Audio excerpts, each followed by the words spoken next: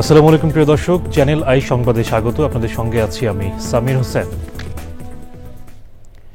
বিস্তারিত সংবাদের শুরুতে জানিয়ে দিচ্ছি ফ্রেশ আটা ময়দা সুজি সংবাদ শিরোনামগুলো। প্রধান উপদেষ্টার সঙ্গে তিন বাহিনীর প্রধানের সাক্ষাৎ, সংসদ নির্বাচনে নিশ্ছিদ্র নিরাপত্তা নিশ্চিতে প্রস্তুতি নেওয়ার নির্দেশনা। একটি দল গণভোটের নামে নির্বাচন বাধাগ্রস্ত করতে চায় বলছে বিএনপি, জনগণকে বোকা বানিয়ে সংস্কারের চেষ্টা হচ্ছে অভিযোগ।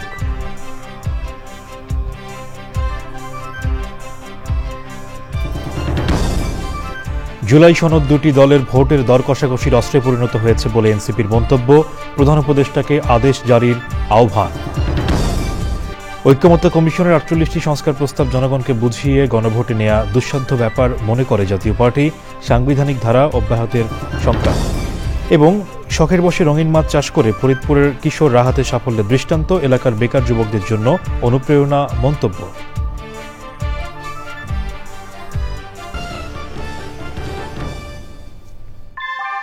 ভূমিকম্প সহনীয় মোস্ট ডিউরেবল দেশের প্রথম থার্মেক্স রড সালাম স্টিল। সালাম স্টিল বোঝে ডিউরেবিলিটি। সালাম স্টিল, মোস্ট ডিউরেবল স্টিল। সংবাদ শিরোনামগুলো জানাচ্ছিলাম। এখনকার এই সংবাদ আয়োজন একই সঙ্গে চ্যানেল আইর ইউটিউব চ্যানেল এবং চ্যানেল আইর ওটিটি প্ল্যাটফর্ম আই স্ক্রিনে লাইভ স্ট্রিম হচ্ছে। এবার বিস্তারিত। প্রধান উপদেষ্টা প্রফেসর মোহাম্মদ ইউনূসের সঙ্গে সাক্ষাৎ করেছেন তিন বাহিনী প্রধান। সাক্ষাতের পর প্রধান উপদেষ্টার প্রেস উইং থেকে দুটি স্থির চিত্র এবং প্রেস বিজ্ঞপ্তি গণমাধ্যমে পাঠানো হয়েছে। বিস্তারিত জানাচ্ছেন চকর মালিথা। আগামী ফেব্রুয়ারি মাসে অনুষ্ঠিতব্য ত্রয়োদশ জাতীয় সংসদ নির্বাচনে যেন নিরবচ্ছিন্ন নিরাপত্তা বজায় থাকে এবং নির্বাচন যেন শান্তিপূর্ণভাবে অনুষ্ঠিত হয় সে বিষয়ে সব ধরনের প্রস্তুতি নিতে তিন বাহিনী প্রধানকে প্রয়োজনীয় নির্দেশনা দিয়েছেন প্রধান উপদেষ্টা প্রফেসর মোহাম্মদ ইউনূস। শনিবার সন্ধ্যা ৭টায় সেনাবাহিনী প্রধান জেনারেল ওয়াকারুজ্জামান, নৌবাহিনী প্রধান অ্যাডমিরাল মোহাম্মদ নাজমুল হাসান, বিমান বাহিনী প্রধান air chief marshal Hasan Mahmud Khan রাষ্ট্রীয় অতিথি ভবন যমুনায় প্রধান উপদেষ্টার সঙ্গে সাক্ষাৎ করলে এ বিষয়ে নির্দেশনা দেন তিনি। সে সময় জাতীয় নিরাপত্তা উপদেষ্টা ডক্টর খলিলুর রহমান উপস্থিত ছিলেন। বৈঠকে জাতীয় নিরাপত্তার পাশাপাশি দেশের আইনশৃঙ্খলা রক্ষায় সামরিক বাহিনীর সদস্যদের কঠোর পরিশ্রমের জন্য সাধুবাদ জানান প্রধান উপদেষ্টা। গত ১৫ মাসে সেনাবাহিনী সহ সব বাহিনীর সদস্যরা দেশের আইনশৃঙ্খলা রক্ষায় অত্যন্ত কঠোর পরিশ্রম করেছে উল্লেখ করে আসন্ন নির্বাচন যেন নিরবচ্ছিন্ন নিরাপত্তার চাদরে ঢাকা থাকে সেজন্য তিন বাহিনীর প্রধানকে প্রয়োজনীয় নির্দেশনা দিয়েছেন প্রধান উপদেষ্টা। আলোচনায় প্রধান উপদেষ্টা বলেছেন, ফেব্রুয়ারির প্রথমার্ধে অনুষ্ঠিতব্য নির্বাচন অবাধ, সুষ্ঠু, নিরপেক্ষ, শান্তিপূর্ণ এবং উৎসবমুখর করতে অন্তর্বর্তীকালীন সরকার প্রতিশ্রুতিবদ্ধ। বৈঠকে নির্বাচনের জন্য সামরিক বাহিনীর সব ধরনের প্রস্তুতি নেওয়ার বিষয়ে প্রধান উপদেষ্টাকে অবহিত করা হয়। বৈঠকে নির্বাচনের জন্য সামরিক বাহিনীর সব ধরনের প্রস্তুতি নেওয়ার বিষয়ে প্রধান উপদেষ্টাকে অবহিত করেন তিন বাহিনী প্রধান।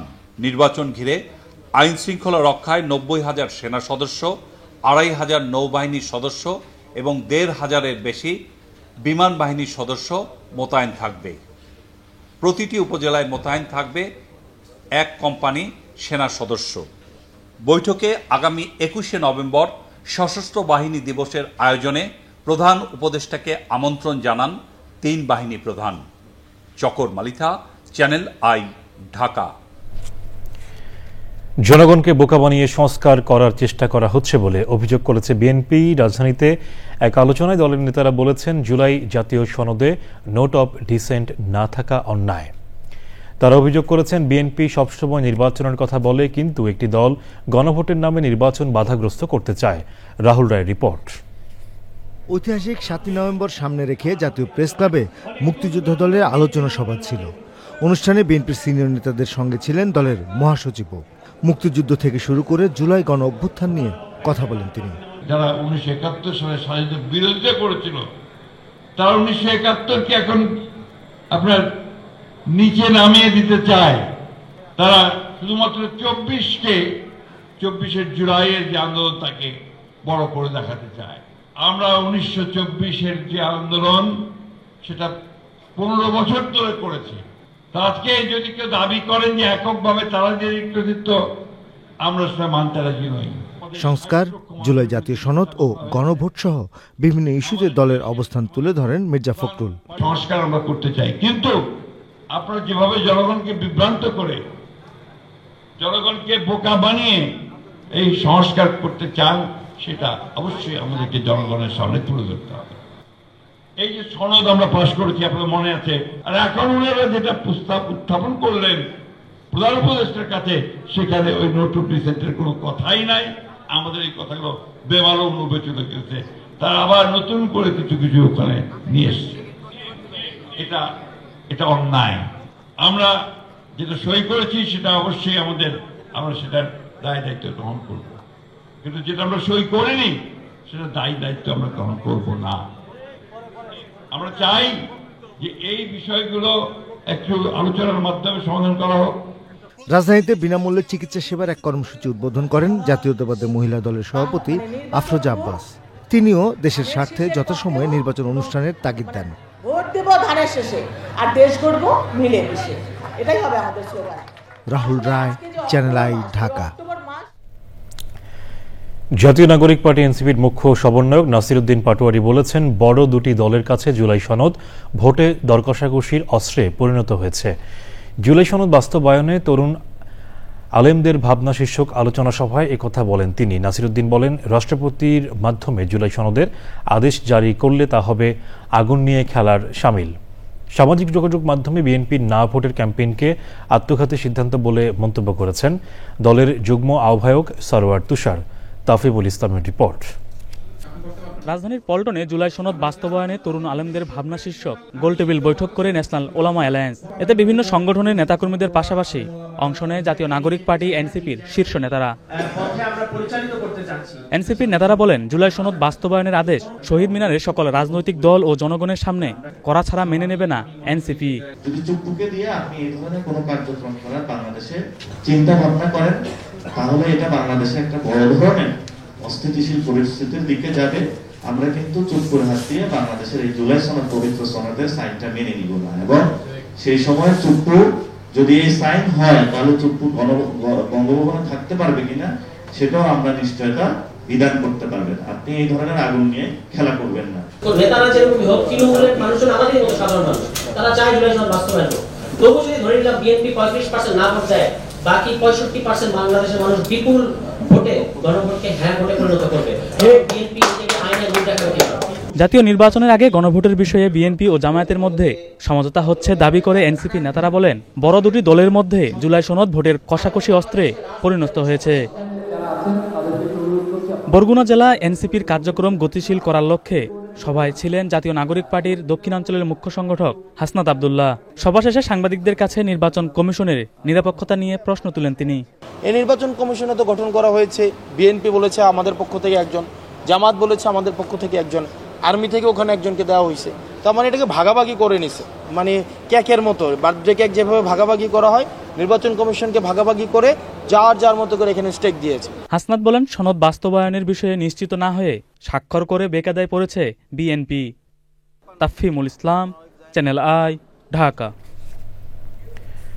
ঐক্যমত্য কমিশনের 84 পাতার 48টি সংস্কার প্রস্তাব বুঝিয়ে জনগণকে গণভোটে নিয়ে যাওয়া দুঃসাধ্য ব্যাপার বলে মন্তব্য করেছেন জাতীয় পার্টির মহাসচিব ব্যারিস্টার শামীম হায়দার পাটোয়ারি। তিনি বলেছেন, গণভোটের মাধ্যমে পরবর্তী সংসদকে বেঁধে ফেলা হলে তা সাংবিধানিক ধারা ব্যাহত করবে। রংপুর নগরীতে দলীয় কার্যালয়ে সংবাদ সম্মেলনে সাংবাদিকদের এসব বলেন জাতীয় পার্টির মহাসচিব।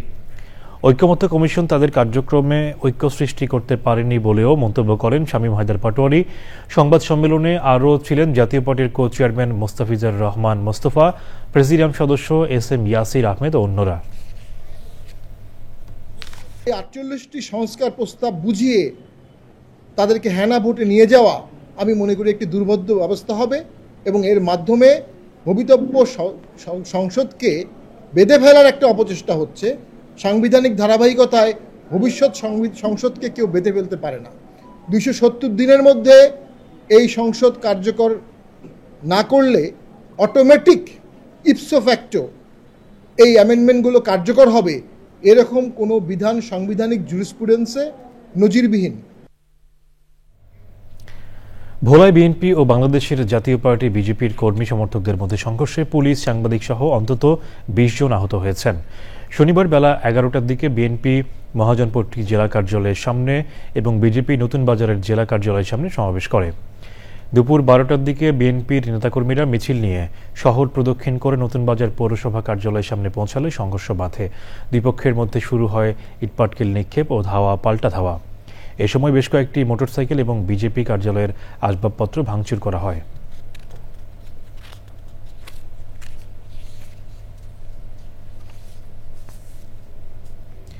এবারে ভোটের হাওয়া।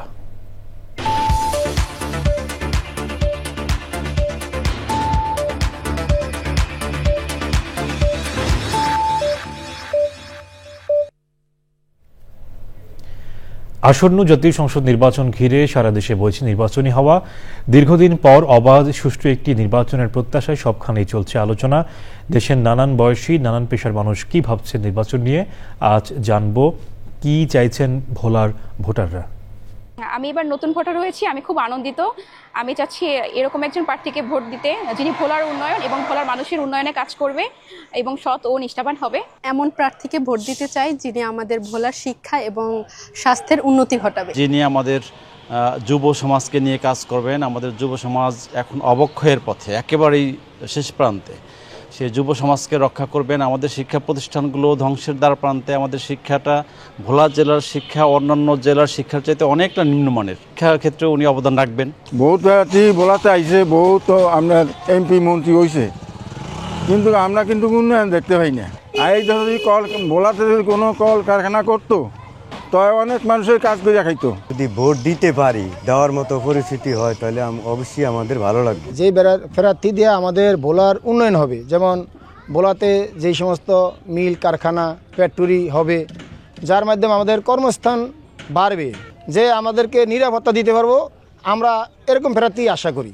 একজন সৎ এবং যোগ্য প্রার্থী চাই, যিনি কিনা শুধু কথায় নয় কাজে বিশ্বাসী হবে এবং কাজ করে আমাদেরকে দেখাবে। আমরা চাই যে যিনি আমাদেরকে ভোলা এবং বরিশাল সেতু তৈরি করে দিবে। আমরা চাচ্ছি যে ভোলার জন্য একজন সৎ এবং যোগ্য প্রার্থী যে আমাদের ভোলার কাজ করবে, ভোলা বরিশাল সেতুটা করে দিবে। আমাদের একটা মেডিকেল কলেজ প্রয়োজন, আমাদের মেডিকেল কলেজটা করবে। একটা ইউনিভার্সিটি প্রয়োজন, সেই ইউনিভার্সিটিটা আমাদের করে দিবে এবং ভোলার মানুষের জন্য সুষ্ঠুভাবে কাজ করবে। বাসা বাড়িতে মহিলারা যাতে সম্পূর্ণভাবে গ্যাস পরিচালনা করতে পারে, জ্বালাইতে পারে, গ্যাস এরকম উৎপন্ন করে দিতে পারে, এরকম একটা ব্যবস্থা করতে পারে। এরকম ভালো একজন লোক চাই, সৎ লোক চাই। এবার অন্যান্য সংবাদ। দেশে ডেঙ্গু জ্বরের প্রকোপ উদ্বেগজনক হারে বেড়েই চলেছে। স্বাস্থ্য অধিদপ্তরের তথ্য মতে সারা দেশে শুক্রবার মধ্যরাত পর্যন্ত ২৪ ঘন্টায় ডেঙ্গু জ্বরে আক্রান্ত হয়ে আরও ৫০৬ জন হাসপাতালে ভর্তি হয়েছেন। অক্টোবরে ডেঙ্গুতে বছরে সবচেয়ে বেশি মৃত্যু হয়েছে। বৃষ্টির কারণে জানুয়ারি পর্যন্ত ডেঙ্গুর প্রাদুর্ভাব থাকবে বলে জানিয়েছেন স্বাস্থ্য বিশেষজ্ঞরা। পরিস্থিতি সামাল দিতে কার্যকর পদক্ষেপ নেয়ার তাগিদ দিয়েছেন তারা। রাজধানীর ডেঙ্গু পরিস্থিতি নিয়ে রোকসানা আমিনের রিপোর্ট। বর্ষা মৌসুম শুরু হলেই দেশে ডেঙ্গু পরিস্থিতির অবনতি হয়। বর্তমানে ডেঙ্গুর মৌসুম প্রায় শেষ, তবুও ঘরে ঘরে রয়েছে এই জ্বরে আক্রান্ত রোগী। স্বাস্থ্য অধিদপ্তরের তথ্য অনুযায়ী এখনও প্রতিদিন ৫০০ থেকে ১০০০ মানুষ ডেঙ্গু আক্রান্ত হয়ে হাসপাতালে ভর্তি হচ্ছেন। বিভিন্ন জেলা থেকে রোগী আসছেন রাজধানীর ডিএনসিসি ডেডিকেটেড কোভিড-১৯ হাসপাতালে। প্রথম বরগুনাতে ভর্তি হয়েছি মেডিকেলে, জ্বর হওয়ার পর ৩ দিন রাখছি, নাপা খাওয়াই কইতে কমবে না, এরপর কমে না। ৩ দিন কোনো জ্বর কমে না, পরে হসপিটালে গেলাম, বলো যে সিবিসি টেস্ট করার জন্য, এই টেস্ট করার জন্য টেস্ট করালাম, ডেঙ্গুর ধরা খাইলো। এটা নিয়ে কোনো চিন্তা ভাবনা কেউ করতেছে না। সিটি কর্পোরেশনে যার কাছে দায়িত্ব আছে, হয়তো এই ব্যাপারে আমার মনে মাথায় কামায় না। এবার ঢাকার বাইরে বরিশাল বিভাগে ডেঙ্গু রোগী এবং ঢাকা দক্ষিণ সিটি কর্পোরেশন এলাকায় ডেঙ্গুতে মৃত্যু সর্বোচ্চ। এডিস মশা নির্মূলে যথাযথ ব্যবস্থা নেওয়া না হলে আক্রান্তের হার বাড়তেই থাকবে বলে আশঙ্কা চিকিৎসকদের। আমরা তো রুগীকে এখানে যখন রুগী আসে আমরা রুগীর চিকিৎসা করব, কিন্তু মশা যেহেতু যার মাধ্যমে রোগটা ছড়াচ্ছে মশা নিয়ন্ত্রণ, তো এটা অন্য ডিপার্টমেন্টের কাজ। জনসাধারণের সচেতনতা দরকার এবং সিটি কর্পোরেশন বা যেসব সংস্থার সাথে সংশ্লিষ্ট ওনারা আরও সচেষ্ট হলে ডেঙ্গু রোগী কমার সম্ভাবনা আছে। বিশেষজ্ঞরা বলছেন এবার নভেম্বরেও ডেঙ্গুর দাপট থাকবে। ডেঙ্গু পরিস্থিতি নভেম্বরেও বেশ খারাপ থাকবে। আমরা জাহাঙ্গীরনগর বিশ্ববিদ্যালয় থেকে বিভিন্ন জায়গায় এডিস মশা নিয়ে, ডেঙ্গুর বাহক নিয়ে যে গবেষণা করি, সেখানে আমরা দেখতে পাচ্ছি যে বাংলাদেশের বিভিন্ন জায়গায় এডিস মশার ঘনত্ব এখনও ডেঙ্গু ছড়ার জন্য উপযোগী মাত্রায় আছে। নভেম্বর জুড়েই ডেঙ্গুর প্রকোপটি থাকবে, এমনকি ডিসেম্বর এবং এবছরের ডেঙ্গুর ঢেউটি আগামী বছর জানুয়ারি পর্যন্ত গিয়ে হিট করবে। এবছর অক্টোবর মাসেই দেশে ডেঙ্গুতে মারা গেছেন 80 জন। হাসপাতালে ভর্তি অন্তত 22,520 জন। এই সংখ্যা জানুয়ারি থেকে এ পর্যন্ত সর্বোচ্চ। চলতি বছর ডেঙ্গুতে মৃতের সংখ্যা 278 জন। এর মধ্যে ঢাকা দক্ষিণ সিটিতে 134 জন এবং উত্তর সিটিতে 41 জন মারা গেছেন। এর আগে 2023 সালে দেশের ইতিহাসে সর্বোচ্চ রূপ ধারণ করেছিল ডেঙ্গু পরিস্থিতি। সে বছর আক্রান্ত ছিল 3 লাখেরও বেশি আর মৃত্যু 1705 জন। রোকসানা আমিন, চ্যানেল আই, ঢাকা। ফরিদপুরের কিশোর মোহাম্মদ মুসাদ্দিক মণ্ডল রাহাত রঙিন মাছ চাষে গড়েছেন দৃষ্টান্ত। শখের বশে শুরু করা শৌখিন মাছের চাষ মাত্র 7 বছরেই তাকে এনে দিয়েছে ব্যাপক সাফল্য। তার এই উদ্যোগ এখন এলাকার কিশোর ও বেকার যুবকদের জন্য অনুপ্রেরণার উদাহরণ হয়ে উঠেছে। বিস্তারিত জানাচ্ছেন শাইখ সিরাজ। ফরিদপুর সদর উপজেলার দয়ারামপুর গ্রামের কিশোর মোহাম্মদ মুসাদ্দিক মণ্ডল রাহাত উচ্চ মাধ্যমিকের ছাত্র। লেখাপড়ার ফাঁকে ইউটিউব দেখে রঙিন মাছ চাষে উদ্বুদ্ধ হন 2018 সালে। তখন তিনি 7ম শ্রেণীতে পড়তেন। সাইফুল্লাহ গাজীর চ্যানেল আইয়ের একটা প্রতিবেদন দেখি, আপনার একটা প্রতিবেদন দেখি। ওটা দেখার পর মূলত আমার এটার প্রতি একটা চরম একটা আগ্রহ কাজ করে। তখন দেখা যাচ্ছে যে স্কুলের টিফিনের টাকা বাঁচিয়ে মূলত তখন করা হতো। এখন তার খামারে আছে 20 প্রজাতির মা মাছ আর বাহারি প্রজাতির রঙিন মাছ। বর্তমানে 10টি পুকুর এবং 50টি চৌবাচ্চায় কয়েক একর জমির খামারে আছে লাখ লাখ টাকার অ্যাকুরিয়াম ফিশ। এখানটাতে 1-1.5 হাজারের মতো মাছ আছে। এই 1-1.5 হাজার মাছের মূল্য কত হবে? 500 টাকা পিস আর কি যাবে এগুলো। এক পিস মাছ বিক্রি করার থেকে শুরু করে এখন একটা ডিলারকে আমি দেখা যাচ্ছে 5,000-10,000 মাছ দিই একজন। এরকম বাংলাদেশ অসংখ্য ডিলার আছে। শৌখিন মাছের সম্ভাবনার পাশাপাশি কিছু সংকটের কথাও বললেন এই উদ্যোক্তা। আমাদের তো কোনো শক্তিশালী বা সুনির্দিষ্ট কোনো সংগঠন নেই, যার জন্য আমরা তো আমাদের দাবিগুলো, আমাদের কথাগুলো আমরা উপস্থাপন করতে পারছি না।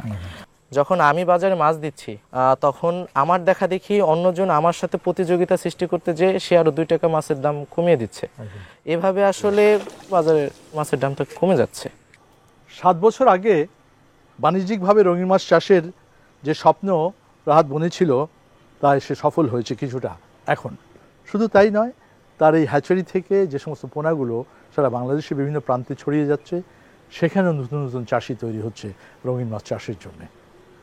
একে আরও সম্প্রসারণ করার জন্যে এবং সহায়তা দিয়ে শক্তিশালী করার জন্য এই ক্ষেত্রটিকে দরকার সরকারের নীতি সহায়তা এবং এই রঙিন মাছ চাষিদের একত্রিত হয়ে একটি সংগঠন, যে সংগঠন সরকারের সাথে এই বিষয়ে আলাপ আলোচনা করে এটি একটি টেকসই বাণিজ্যের রূপ দিতে পারে। ফরিদপুরের দয়ারামপুরের রাহাতের রঙিন মাছের খামার থেকে শাইখ সিরাজ, চ্যানেল আই।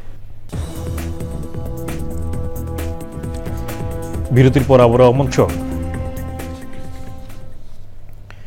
চট্টগ্রামে অক্টোবর মাসে 451 নারীর পরীক্ষা নিরীক্ষা শেষে 12 জনের স্তন ক্যান্সার শনাক্ত হয়েছে বলে জানিয়েছেন চট্টগ্রাম সিটি কর্পোরেশনের মেয়র ডাক্তার শাহাদাত হোসেন। তাদের মধ্যে সর্বোচ্চ 72 বছর এবং সর্বনিম্ন 25 বছর বয়সের রোগী পাওয়া গেছে। সিটি কর্পোরেশনের সহায়তা এবং CSCR হাসপাতালের উদ্যোগে মাসব্যাপী স্তন ক্যান্সার সচেতনতামূলক কর্মসূচি সমাপ্তি উপলক্ষে সংবাদ সম্মেলনে মেয়র এসব তথ্য জানান। সে সময় ছিলেন CSCR হাসপাতালের চেয়ারম্যান ডাক্তার খুরশিদ জামিল চৌধুরী, ব্যবস্থাপনা পরিচালক ডাক্তার মোর্শেদুল করিম চৌধুরী সহ সিটি কর্পোরেশন ও CSCR হাসপাতালের ঊর্ধ্বতন কর্মকর্তারা। এই বছর এত ছিল, এই বছর এত হয়েছে এবং এটা কত বাড়ছে। যেমন আমাদের ডক্টর বলেছেন 13 থেকে 15,000 ইয়ারলি সারা বাংলাদেশে, নট অনলি চিটাগং। আমরা চিটাগং বেসড একটা ডাটা আমরা সেটা করতে চাই। সেটা শুধুমাত্র মহানগরে নয়, আমরা জেলা বেসিসও সেটা যদি আমাদের থাকে তাহলে এটা আমাদের জন্য সহায়ক হবে। সো আমরা এই ধরনের একটা চিন্তা ভাবনা করছি।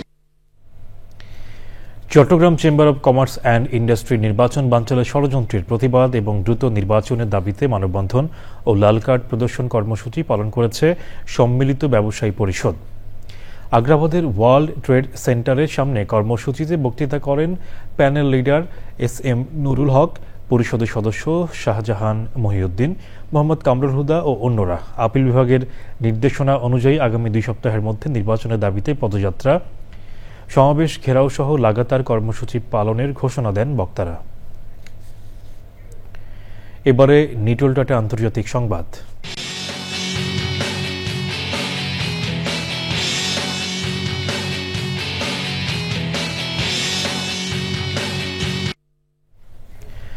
ভারতের অন্ধ্রপ্রদেশে ভেঙ্কটেশ্বর মন্দিরে পদদলিত হয়ে শিশুসহ 12 জন নিহত হয়েছেন। আহত হয়েছে শতাধিক পুণ্যার্থী। অন্ধ্রপ্রদেশের এক পুলিশ কর্মকর্তা জানান, শ্রীকাকুলাম জেলার কাশীবুগার ভেঙ্কটেশ্বর মন্দিরে শনিবার স্বাভাবিকের তুলনায় বেশি ভিড় ছিল। অনেক ভক্ত একসঙ্গে সামনে এগোনো শুরু করলে একটি রেলিং ভেঙে পড়ে। ভক্তরা দ্রুত গতিতে ভিড় পার হওয়ার চেষ্টা করলে পদদলনের ঘটনা ঘটে। অন্ধ্রপ্রদেশের মুখ্যমন্ত্রী চন্দ্রবাবু নাইডু এই ঘটনায় হতাহতদের পরিবারের প্রতি সমবেদনা জানিয়েছেন।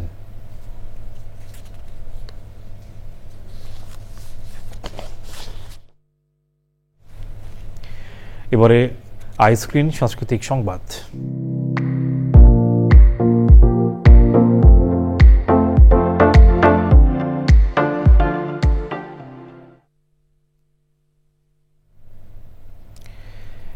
এবারে নিজের লেখা বই নিয়ে পাঠকের মুখোমুখি হলেন বাংলাদেশি বংশোদ্ভূত ব্রিটিশ ঔপন্যাসিক জিয়া হায়দার রহমান। বিকালে রাজধানীর গুলশানে বুকওয়ার্মে আয়োজিত এ book talk with Zia Haider Rahman সেশনে নিজের লেখা প্রথম উপন্যাস in the light of white you know নিয়ে পাঠকদের নানা প্রশ্নের উত্তর দেন তিনি। লায়লা নরসিনের রিপোর্ট। নিজের লেখা প্রথম উপন্যাস in the light of what we know দিয়ে খ্যাতি অর্জন করা বাংলাদেশি বংশোদ্ভূত ব্রিটিশ ঔপন্যাসিক জিয়া হায়দার রহমান 2015 সালে যুক্তরাজ্যের সবচেয়ে পুরনো সাহিত্য পুরস্কার জেমস টেট ব্ল্যাক অ্যাওয়ার্ড সহ অসংখ্য সম্মাননা পাওয়া এই উপন্যাস নিয়ে এবার পাঠকের মুখোমুখি তিনি। রাজধানীর গুলশানে শাহাবুদ্দিন পার্কে বুকওয়ার্ম আয়োজিত বই কথোপকথনে নিজের লেখালেখি নিয়ে কথা বলেন লেখক। সংলাপ লিখতে আমি ভীষণ পছন্দ করি। দুজন মানুষ কথা বলছে, এখানে আইডিয়া আর ইমোশনের সমন্বয় ঘটে। এটা ভীষণ ভালো লাগে আমার। পেশায় মানবাধিকার আইনজীবী এই লেখক জানান, ছোটবেলা থেকেই লেখালেখির সাথে যুক্ত থাকা এবং সাধনার কারণেই প্রথম উপন্যাস পাঠকপ্রিয়তা পেয়েছে। একেবারে টিনেজ থেকে কিন্তু আমি লেখালেখি করি।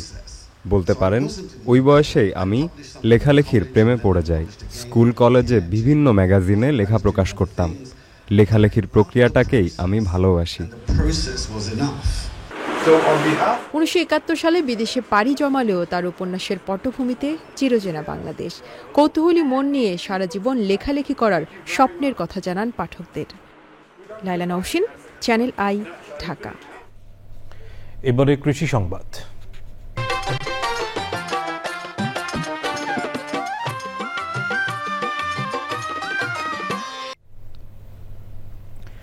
মেহেরপুরে এবার লাউ চাষ করে আর্থিকভাবে লাভবান হয়েছেন চাষিরা। বিঘা প্রতি 25 থেকে 30 হাজার টাকা খরচ করে 70 থেকে 80 হাজার টাকার লাউ বিক্রির আশা তাদের। মেহেরপুর প্রতিনিধি গোলাম মোস্তফার রিপোর্ট। মেহেরপুরে নানা ধরনের সবজির সাথে চাষ হচ্ছে লাউ। দাম ভালো পাওয়ায় লাভবান হচ্ছেন চাষি। চাষিরা জানায়, লাউ চাষে প্রথমবার বিঘা প্রতি 25 থেকে 30 হাজার টাকা খরচ হলেও একই সরঞ্জাম দিয়ে পরবর্তীতে আরও 2বার চাষটি করা যায়। ফলে পরবর্তী 2 মৌসুমে প্রতি বিঘা জমিতে 8 থেকে 10 হাজার টাকা খরচ করে লাউ উৎপাদন করা সম্ভব। বন্যার কারণে সব ডুবে গেছে, আমাদের মেহেরপুর জেলাটা উঁচা, এই কারণে আমরা বিভিন্ন সবজি আর আবাদ করতে পেরেছি। তো যাই হোক, আমরা এতে লাভবান হতে পেরেছি। দাম ভালো পাওয়ার কারণে আমাদের হয়তো 70-80 হাজার টাকা করে বিঘা প্রতি লাউয়ের দাম আমরা পাইছি। লাউ বাজারজাত করার শুরুতে প্রতি পিস লাউ 45 থেকে 50 টাকায় বিক্রি হলেও এখন বিক্রি হচ্ছে 20 থেকে 25 টাকায়। লাউ বিক্রয় করতে তেমন কোনো সমস্যা হয় না, কেননা পার্টি আসে এখান থেকে লাউ কেটে তারা নিজ দায়িত্বে বস্তা করে তারা নিয়ে টাকা দিয়ে চলে যায়। দামও মোটামুটি ভালো, বুঝছেন। একদিক থেকে চাষের সমস্যা, সে হলো সার আর বিষ। সার আর বিষটা যদি একটু দাম কমায় তাহলে চাষে উন্নয়ন দিকে আগাতে পারবে। কৃষি বিভাগ জানায়, মেহেরপুরে উঁচু জমি হওয়ায় সব ধরনের সবজি চাষে সফল হচ্ছেন চাষিরা। কৃষকরা লাউ চাষ করে লাভবান হচ্ছে এবং মেহেরপুরের লাউ বাংলাদেশের বিভিন্ন অঞ্চলে রপ্তানি হচ্ছে আমরা কৃষকদেরকে লাউয়ের আবাদ বৃদ্ধি করার জন্য পরামর্শ দিয়ে যাচ্ছি। কৃষি বিভাগের হিসাবে জেলায় ৬,০০০ হেক্টর জমিতে নানান ধরনের সবজি চাষ হয়েছে। এর মধ্যে লাউ চাষ হয়েছে ২৮০ হেক্টর জমিতে। মেহেরপুর থেকে গোলাম মোস্তফা, চ্যানেল আই। এবারে প্রকৃতি সংবাদ।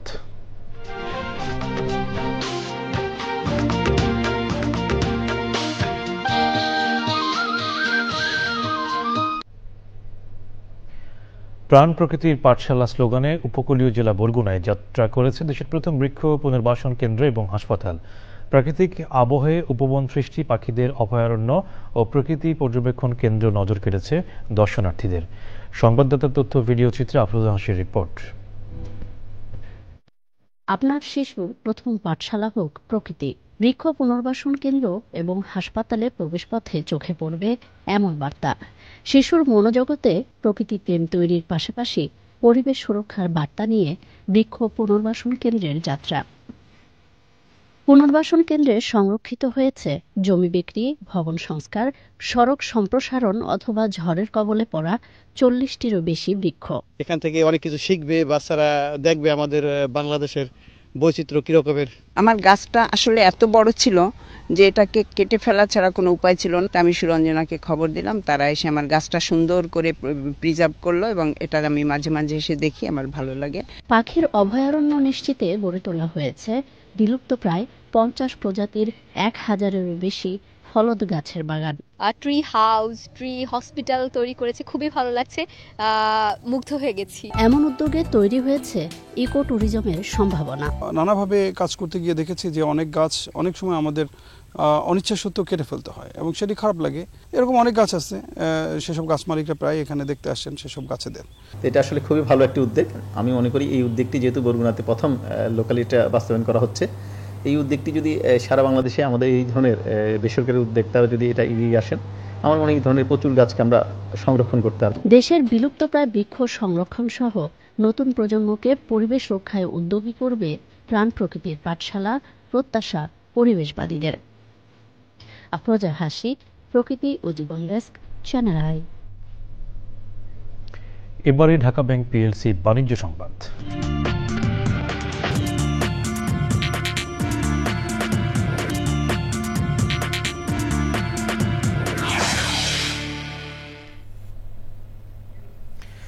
আগিজ ভেঞ্চার গ্রুপের সহযোগিতায় বাংলাদেশে আনুষ্ঠানিকভাবে যাত্রা করল স্প্যানিশ ব্র্যান্ড সিমন।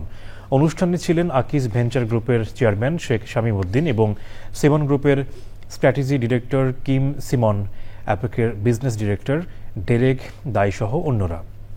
১৯১৬ সালে প্রতিষ্ঠিত সিমন ব্র্যান্ড বিশ্বের ৯০টির বেশি দেশে কার্যক্রম পরিচালনা করছে। ব্র্যান্ডটি উন্নত মানের সুইচ, সকেট, লাইটিং ও স্মার্ট হোম সিস্টেম পণ্যের জন্য বিশ্বব্যাপী পরিচিত। সংবাদের এই পর্যায়ে আবার নিচ্ছে বিরতি, আর বিরতির পর জানিয়ে ফিরছি। চট্টগ্রাম বন্দরের নিউমুরিং কন্টেইনার টার্মিনাল বিদেশি অপারেটরকে ইজারা দেওয়ার সিদ্ধান্তের প্রতিবাদে অনশন, শ্রমিকদের কঠোর কর্মসূচির হুঁশিয়ারি।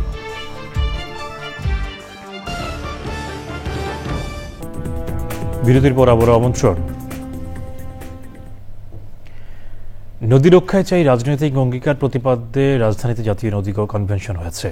সুপ্রিম কোর্ট বার অডিটোরিয়ামে এই আয়োজন করে বাংলাদেশ নদী বাঁচাও আন্দোলন। এ সময় বক্তারা বলেন, প্রকৃতি, পরিবেশ ও নদী রক্ষায় দেশের প্রত্যেক নাগরিককে এগিয়ে আসতে হবে। আয়োজনে জামাতে ইসলামীর নায়েবে আমির সৈয়দ আবদুল্লাহ মোহাম্মদ তাহের এবং অন্যরা ছিলেন।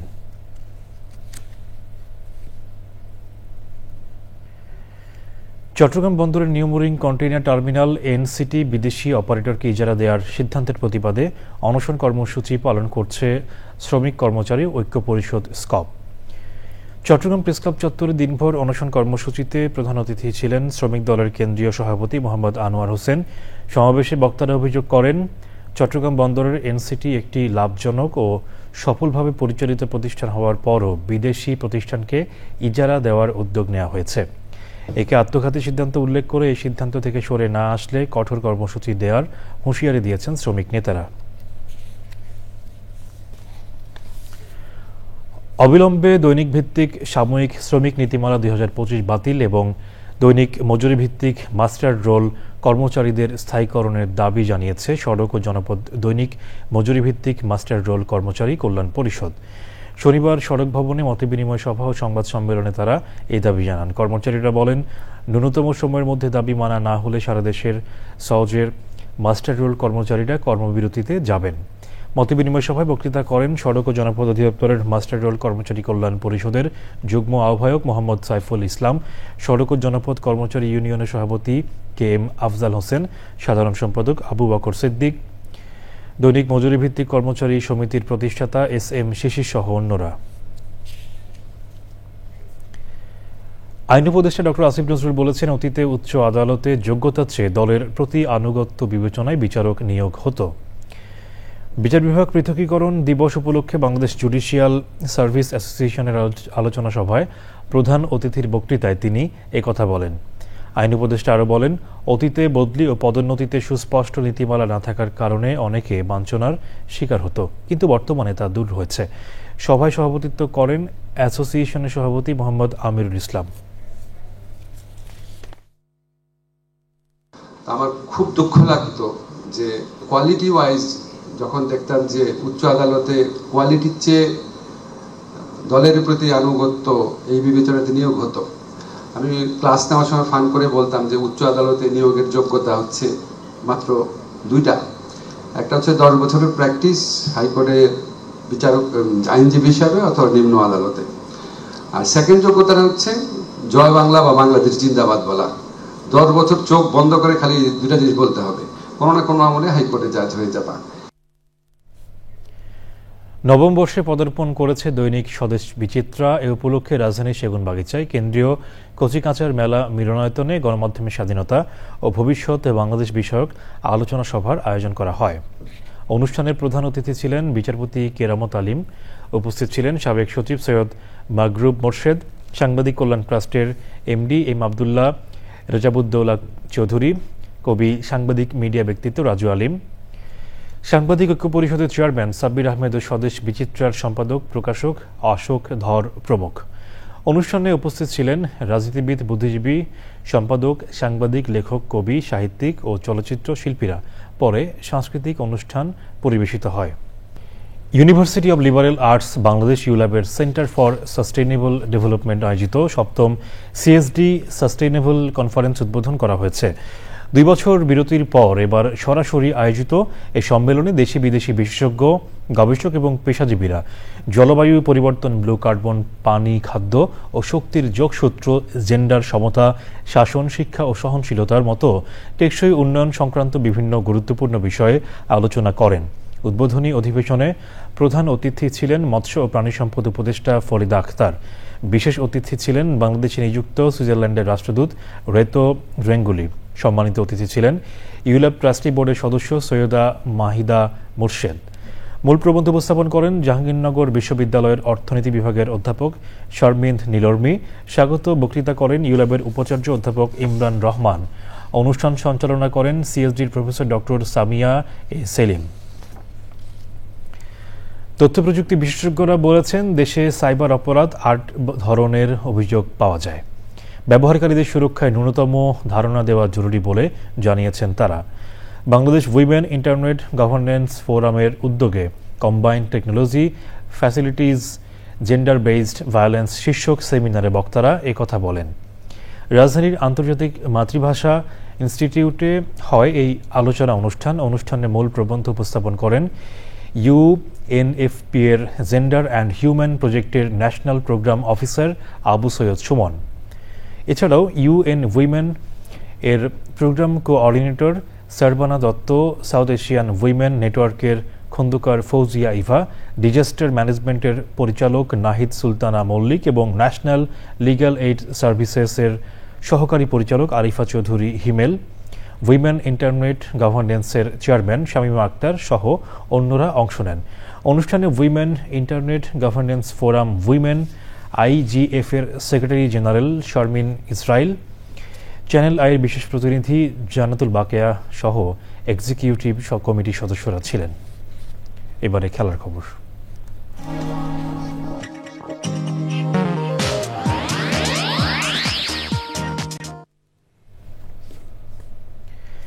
বেটিংয়ে জড়িত অভিযোগে 149 রেফারি ও সহকারী রেফারিকে বরখাস্ত করেছে তুরস্ক ফুটবল ফেডারেশন।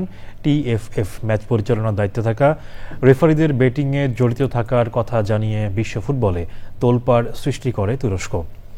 এমন খবর সামনে আসার পরই TFF এর পক্ষ থেকে নেওয়া হয় কড়া পদক্ষেপ।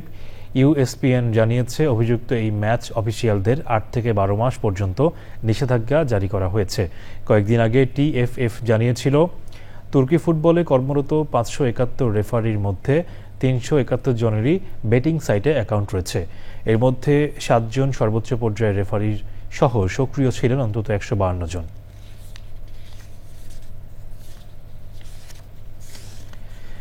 শেষ করার আগে ফ্রেশ আটা ময়দা সুজি সংবাদ শিরোনামগুলো জানাচ্ছি আরো একবার। প্রধান উপদেষ্টার সঙ্গে 3 বাহিনী প্রধানের সাক্ষাৎ, সংসদ নির্বাচনে নিশ্চিদ্র নিরাপত্তা নিশ্চিতে প্রস্তুতি নেওয়ার নির্দেশনা। একটি দল গণভোটের নামে নির্বাচন বাধাগ্রস্ত করতে চায় বলছে বিএনপি, জনগণকে বোকা বানিয়ে সংস্কারের চেষ্টা হচ্ছে অভিযোগ।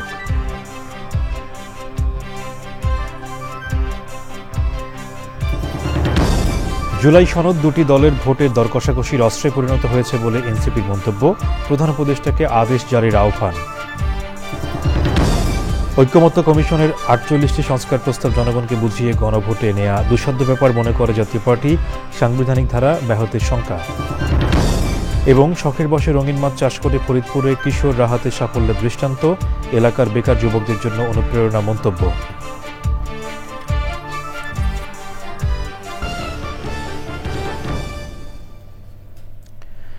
দর্শক, চ্যানেল আই এর সর্বশেষ সংবাদ জানতে ভিজিট করুন channelionline.com-এ। যুক্ত থাকুন আমাদের সোশ্যাল মিডিয়া প্ল্যাটফর্মগুলোর সাথে। এতক্ষণ সাথে থাকায় ধন্যবাদ সবাইকে।